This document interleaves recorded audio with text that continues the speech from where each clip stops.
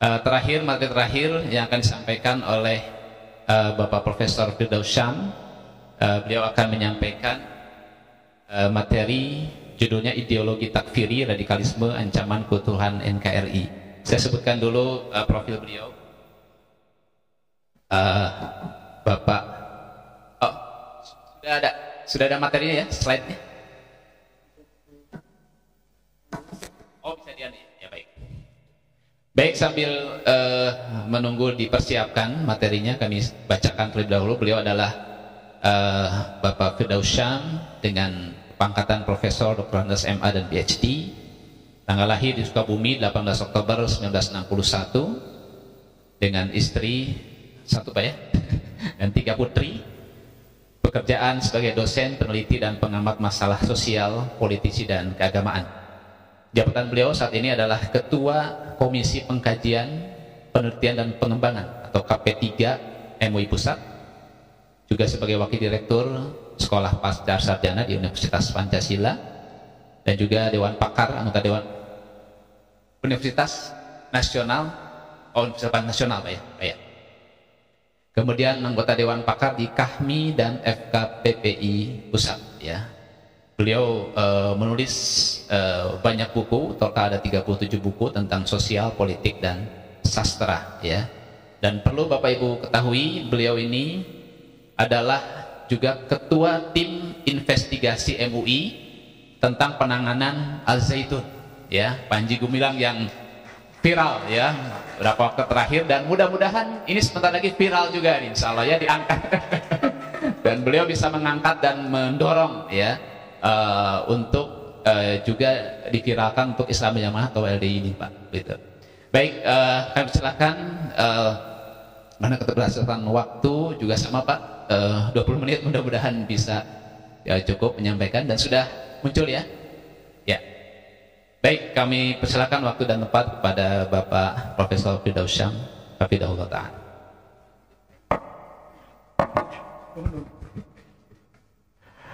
Assalamualaikum warahmatullahi wabarakatuh. Alhamdulillah wa syukurillah, Allahumma sholli ala Muhammad wa ali Muhammad. Pertama, saya mengucapkan rasa syukur dan hormat kepada teman-teman di forum Hijrah Wasatiyah, Pak Nur Faizi sebagai pembina, yang saya kenal Pak Fajar ya, Pak Ayub, Pak Ketua Panitia ya, dan tentu Yai di FKPT ya, forum koordinasi ya, penanggulangan teroris ya, pencegahan teroris. Ketika FKPT dibentuk, saya termasuk timnya Pak, waktu itu masih Mendagrinya Pak Gamawan ya. Gamawan, saya membuat format FKPT DKI. Bapak Ibu, hari ini kita dapat pengetahuan yang luar biasa dari Pak Yai. Ini saya duduknya berdekatan, ternyata kampungnya bersebelahan. Cianjur, Sukabumi. Ibu saya orang Sukabumi.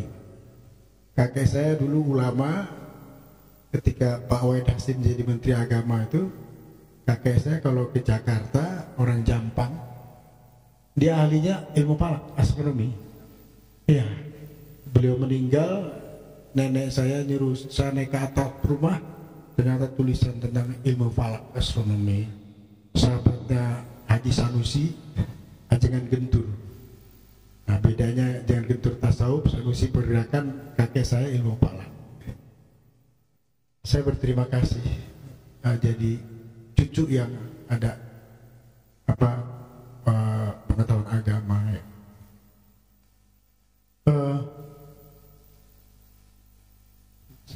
Jadi tadi kan bicara kejutan. Ini Pak Ustadz, saya ke Wali Barokah 2 tahun yang lalu ya, 2021. Jadi saya bilang ke sana hari Jumat ya, memang ini bitonah ya. Saya punya teman SMP namanya Pak Tonah. Tapi ini MUI juga viral mestinya. Kenapa? Saya bilang ke Pak Kris di HP saya, imamnya hari Jumat mesti dari MUI Kediri, Profesor saya lupa, dari NU.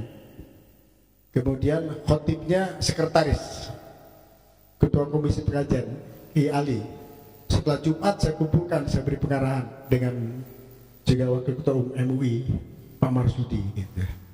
Jadi udah tembus juga Pak hari Jumat itu. Imamnya harus kita untuk menguji menjalankan paradigma baru. Tentu ini proses. Tapi dalam teori pertempuran jadi setapak demi setapak teritorial kita kuasai gitu ya.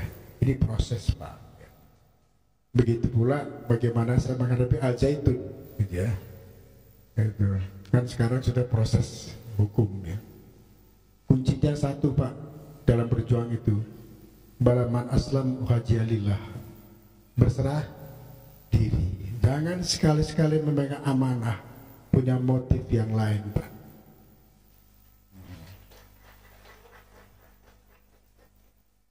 Kalau punya motif yang lain, kita bisa dibohongin sama yang pitona-pitona itu.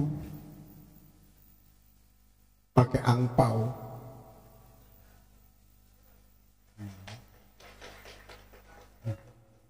No way. Gak laku di surga itu. Laku gak angpau di surga?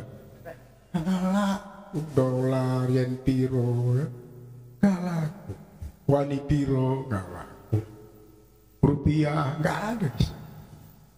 Saya ngajak para Pak Kiai dan Ustadz agar kita menjadi teladan. Karena saya yakin betul keberhasilan berjihad itu kalau kita bersih. Saya harus datang ke Al-Zaitun. Saya datang ke Wali Barokah Kediri. Ya. Saya temui sampai dia saya perkenalan dengan para mantan apa nih? Saya nggak mau nyebut mantan sebenarnya sebagainya. Iya saya bilang sama Pak Fajar, kok istilahnya mantan, janganlah. Ya. Alumni ya, atau kembali ke Kitoh, gitu ya. Tapi saya hijrah, saya beri apresiasi Pak, karena saya tuh tahun 80 sudah bergaul sama teman-teman Islam Jamaah. Mau tahu Bapak? Nih, Ustadz kan 79 ya. Saya tuh dulu sering ke proklamasi kebangsaan. Siapa di sana? Keren saya Islam Jamaah ya. Saya aktivis HMI cabang Jakarta di Cilosari. Bapak tahu Cilosari? Depan Cilosari kan stasiun Cikini. Sebenarnya kebangsaan, banyak artis-artis di situ. Saya ikut, masih mahasiswa, tapi delalah Allah mungkin beri jalan ya. Dan saya diminta di MUI gitu dan di berbagai ormas. Gitu. Bagi saya ini pengalaman berharga. Tapi poinnya satu Pak, kalau berjuang di jalan Allah, seperti Al-Ghazali dalam buku Ihya Ulumuddin. Beriman itu baik, tapi nggak ada artinya kalau tidak berilmu. Itu saya nggak nunjuk ke Bapak loh. Di doktrin berbalik karena ilmunya.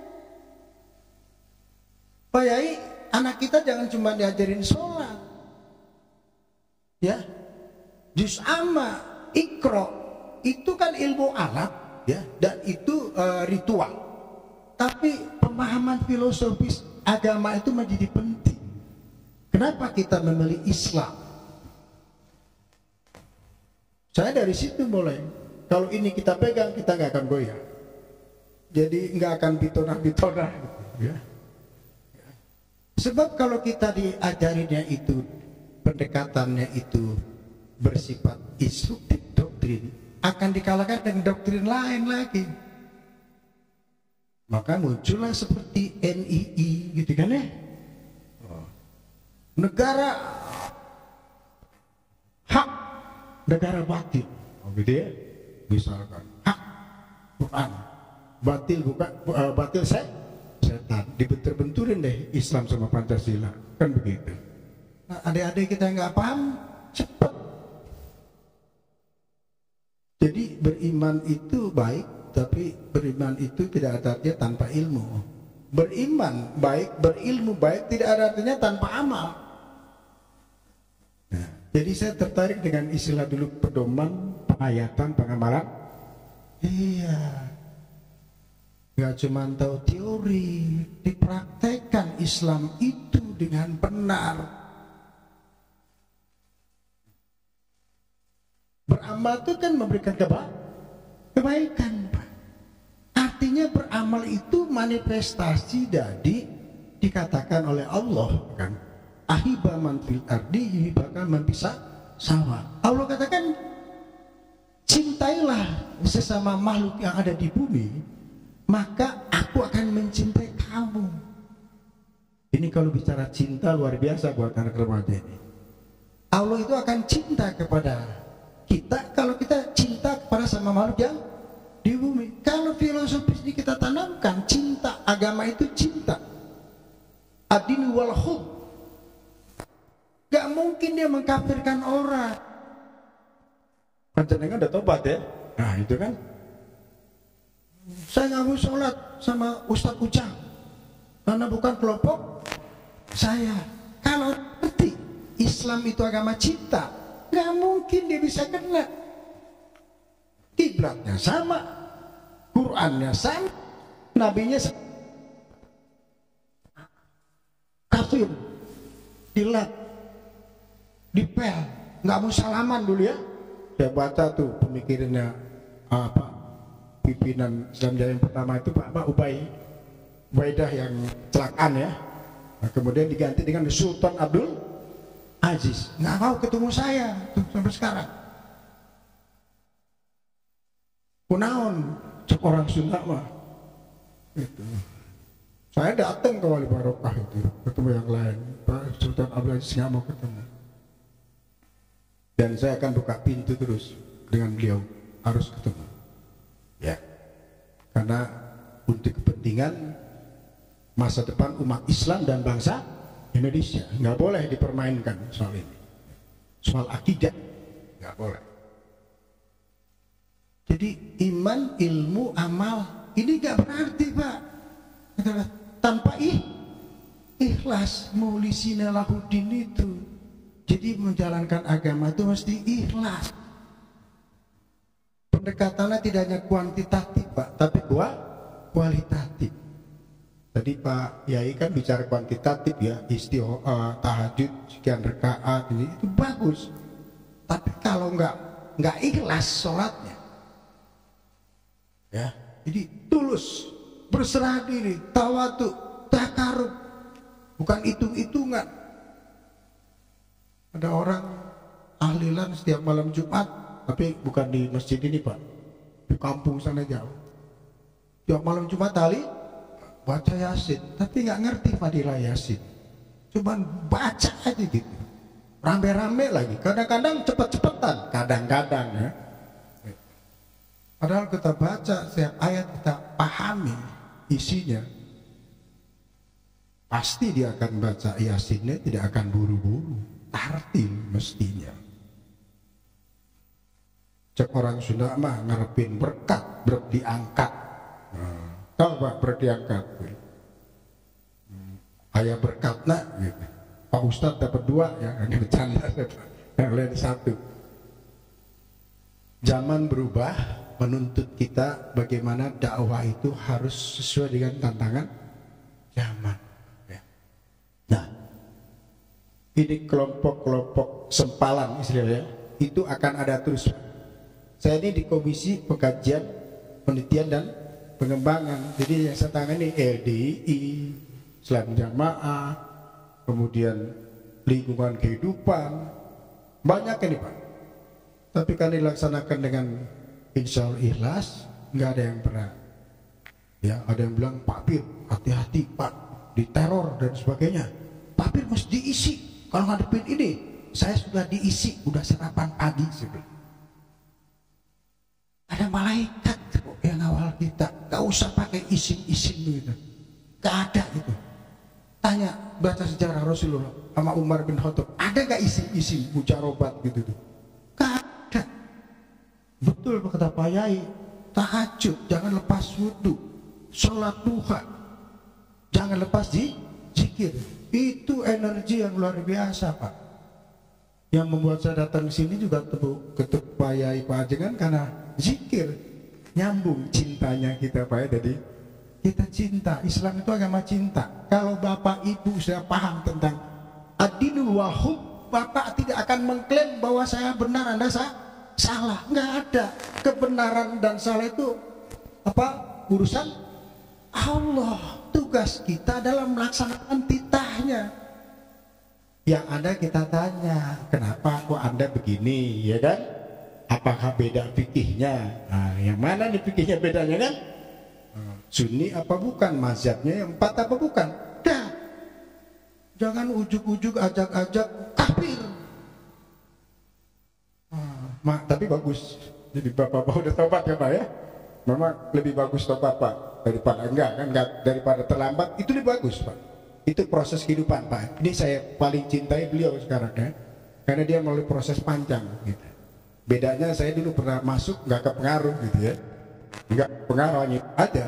Saya pelajari Isa Bugis, saya pelajari Islam Damaah dari mulai namanya Ul Hadis, dari Denkari.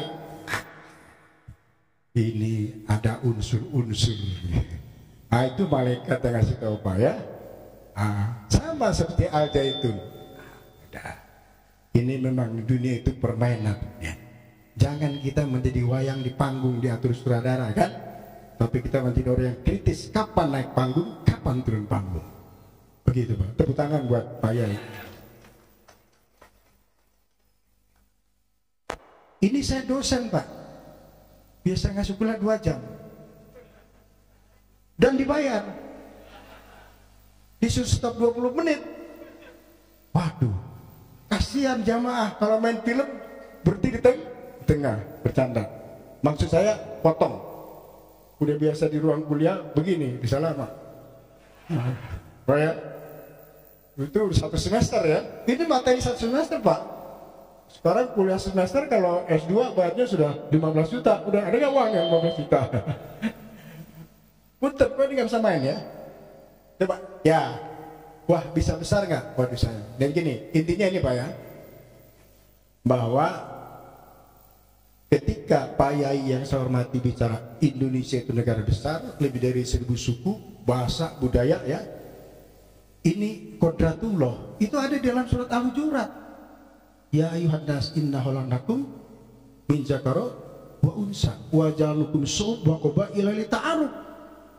Kodratnya, dilalahnya memang di dunia ini diciptakan dari Adam dan Siti Hawa, diciptakan bersuku-suku dan berbangsa-bangsa untuk apa? Ta'aruf, saling mengenal. Maka tak sayang kalau tak kenal, cinta. Jadi kalau ada kelompok agama menciptakan kebencian, udah melanggar ini Pak. Namanya ta'aruf. Kok teman saya ini Taufik, dia menjelaskan sholat begini ya, ta'aruf kita Pak. Ya, dengarkan ya.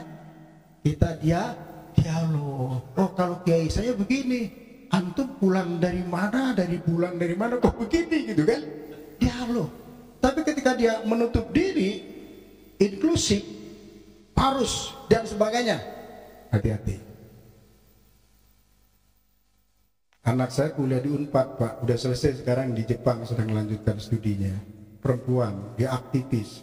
Waktu masuk Unpad dia bilang, ayah di sana banyak teman-teman HTI. Nah, kamu boleh belajar dari siapa saja, tapi kalau ada sesuatu tanya ke ayah. Mau di HTI, mau di HMI, mau di PMI, mau di apa? Iya. Hati-hati tapi saya bilang ya, kalau udah mulai ngajarin yang membuat jarak bermusuhan dengan orang tua, ini bukan lagi ini.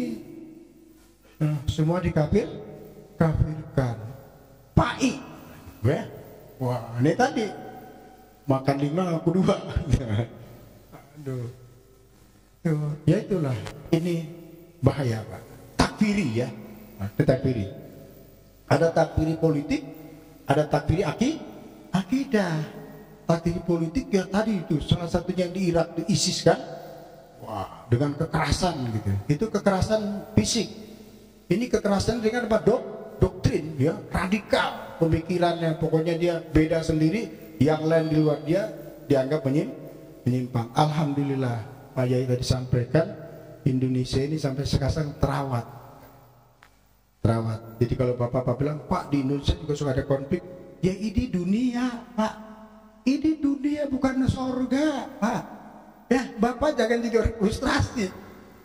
Ini kiai ini nggak berhasil menyelamatkan umat, ternyata ada aliran baru, ini kiai nggak berhasil, ada ini ribut. Sampai kiamat tuh emang panggung dunia seperti itu Pak. Nabi Muhammad sampai meninggal masih ada konflik. Tugas kita mana berdiri di tempat yang tugas kita adalah solusi memecahkan masalah, bukan nambah masalah. Bapak-bapak jangan kalah sampai pegadaian aja memecahkan masalah tanpa bapak bikin masalah. Saya nggak mau sholat di situ gitu, nggak pakai kunut, saya nggak mau di ini, bapak nambah masalah itu ya. Sampai ada guyonan dulu, ini guyonan Pak ya, macam-macam ya. Kalau yang ini tidak ini sendal hilang, kalau yang ini kunut hilang gitu. Nah, tapi ini proses Pak. Saya lihat generasi muda sekarang itu semakin bagus. Dia tidak bicara itu lagi, tapi dia bicara persoalan yang lebih mendasar yang ada di umat Islam dan bangsa Indonesia. Apa? Kemiskinan, keterbatasan pengetahuan, termasuk pengetahuan agama. Itu yang harus kita dorong terus. Karena mereka yang masuk ke dalam lingkaran seperti ini Pak, saya amati, pertama faktor ekonomi, kedua faktor pemahaman agama, ketiga orang kaya tapi keluarganya jauh dari agama. Jadi sasaran tembak tuh ya sama temen-temen ini kan, gitu, pakai bitona segala macam gitu kan, pakai PAI dan sebagainya. Nah kita harus memperkuat, dikatakan Pak Yai tadi, mulai dari keluarga wa ahlihi ya. Jadi tolong bapak-bapak sampaikan ke orang tua keluarga kita, jangan mengandalkan belajar agama itu hanya ke masjid, ke musola, ke ustadz. Kita harus sempetin. Jadi imam sholat di rumah, kita tanya anak kita, apalagi kalau anak kita SMA Pak, mahasiswa masa-masa sedang mencari identitas diri. Saya dulu cari identitas diri Pak, ikut lihat Isa Bugis, pergi ke Islam jamaah ya, Inkarusuna, saya baca itu. Untuk malaikat nyelamatin saya itu Pak. Tapi saya ingin tahu, saya bayangkan anak-anak sekarang lebih kecil ingin tahu. Dan ingat Pak, berbagai aliran-aliran tidak bisa dibeduk dengan lembaga-lembaga formal, karena masuk ke dalam multimedia. Dunia itu masuk ke kamar kita, ke kamar mandi Pak, lewat apa? Medsos. Kalau kita nggak kawal anak kita, dia bisa ikut aliran yang mungkin aliran itu adanya di negara mana ya, dia pelajari. Dan umumnya yang ikut ini Pak, anak-anak yang cerdas, yang kritis, tapi orang tuanya tidak ada tidak responsif, tidak mengajak, tidak kooperatif, sibuk gitu ya. Banyak kasus yang saya dapat orang-orang anak-anak kritis, terutama mahasiswa ya, mahasiswa itu. Nah oleh karena itu yang ingin saya sampaikan apa di sini, secara umum, Pak Jenderal Nurfaizi, selamat datang. Ya.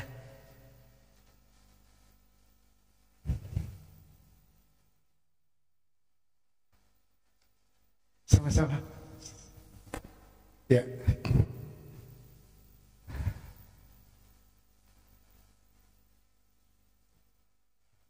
Di sini, Pak Nurfaizi. Ya. Atau sampai saya sini. Bangga. Ya. Biar ketularan jenderalnya saya. Ya. Ini jenderal beneran, ini jenderal agak bonar. Pak Jenderal, kita lanjut Pak ya. Nah, kalau kita ambil secara garis besar, apa ancaman umat Islam? Satu, Sekularisme. Paham yang memisahkan agama dengan urusan dunia. Dalam Islam tidak ada pemisahan. Ya. Urusan dunia sama urusan Indonesia luar biasa Pak, negara Pancasila. Makanya di Kementerian Agama. Agama jangan dikaitkan dengan politik. Bagaimana? Agama nggak bisa dengan di Islam nggak bisa dipisahkan kok. Ya. Ada undang-undang wakaf, ada undang perbankan syariah, ada undang-undang pergi haji. Itu kan urusan agama, tapi keputusannya keputusan politik. Ya. Tapi pengertiannya adalah konsep di sini pengertian apa? Bahwa Islam memberikan satu pemikiran etika tentang kehidupan bermasyarakat bernegara dengan aturan-aturan syar'inya ya. Di negara Pancasila ini itu diakomodir. Ini sudah bagus. Sekularisme Pak, yang kedua ini agnotisme. Orang dibikin ragu tentang agama. Ini paling gampang Bapak Ibu ya. Zaman saya mahasiswa itu paling gampang. Saya bilang, kamu percaya sama Tuhan? Percaya kata masuk. Tuhan yang mana? Tuhan kan banyak. Dia bilang, ini kalau ini filsafat Pak. Ini soal filsafat Bapak pelajari pemikirannya René Descartes ya, Immanuel Kant, Feuerbach, itu filsafat sekuler semua. Orang kalau agamanya dangkal, berupa itu bisa nggak sholat. Makanya kita juga harus meningkatkan wawasan ilmu pengetahuan. Gitu. Kalau kita tingkatkan wawasan pengetahuan kita Pak, itu anak kita akan kokoh. Saya pernah berdebat sama mahasiswa fisika Pak, Bapak bisa nggak buktikan Tuhan itu ada? Bisa, saya bilang. Kenapa? Kalau dengan orang-orang norma agama ini ilmiah. Jadi ya, saya hadapi mahasiswa fisika. Saya tanya sama Anda, Tuhan itu dalam ajaran konsep agama kan maha besar, ya kan? Maha pengasih, maha penyayang, Pak ya, dan tidak bisa terukur kan? Terukur nggak Pak? Tidak bisa terukur. Dalam ilmu fisika ada Pak. Pak Ustadz Fajar, saya panggil sama Pak Fisika. Kamu tulis bilangan tak terhingga, saya bilang. 1, 2, 3, berapa angka ujungnya? Berapa Ustadz Fajar? Nggak bisa, tapi ada nggak? Ada. Allah itu ada, tapi kita tidak bisa menjangkaunya. Makanya Nabi Musa tuh menantang ya, tanda petik, ingin melihat Allah. Silakan kamu balikan badan melangkah ke Bukit Turisna, kemudian kamu balikan. Ikuti dia balik, terjadi ledakan yang dahsyat, dia pingsan, gitu kan? Jadi dengan pendekatan ilmiah lagi kita hadapi mahasiswa fisika. Kalau sosial dengan sosial, gitu ya. Ini zaman berkembang, tantangan ulama semakin, saya nggak mau bilang berat, semakin mulia ya. Dan kita harus meningkatkan pengetahuan kita. Agnotis Pak ya. Kemudian ini liberalisme. Ada lagi permisif ya. Sholat jalan, maksiat jalan, repot. Pergi haji jalan, pulang bitona. Misalkan Pak ya, 3 menit lagi dibayar berapa? 3 menit lagi? Bercanda Pak, ini guyonan.